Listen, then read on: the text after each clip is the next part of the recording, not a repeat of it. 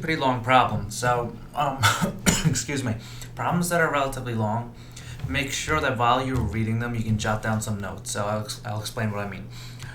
Charles played a game of marbles with his friend Bob for 3 days straight from Monday to Wednesday.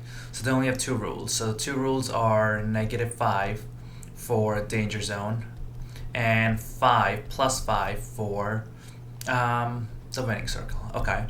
And then it's saying he starts the game on Wednesday with M points. Okay, so this is the start. And he ends the game on the same day with 60 points.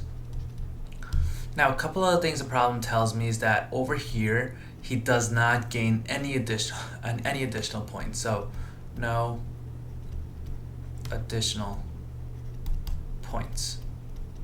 So that tells me that on that particular day, all he did was lose. He just lost a bunch of points and he ended off at 60 points. That's a big clue, especially looking at the answer choices right over here. It's a big clue because if he ends the day with 60 points and he gained no additional points that day, all he did was lost a bunch of points because he landed in the danger zone 9 times.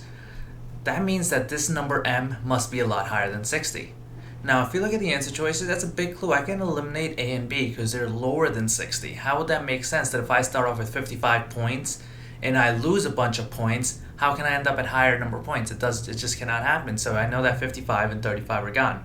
Now I'm left with C and D.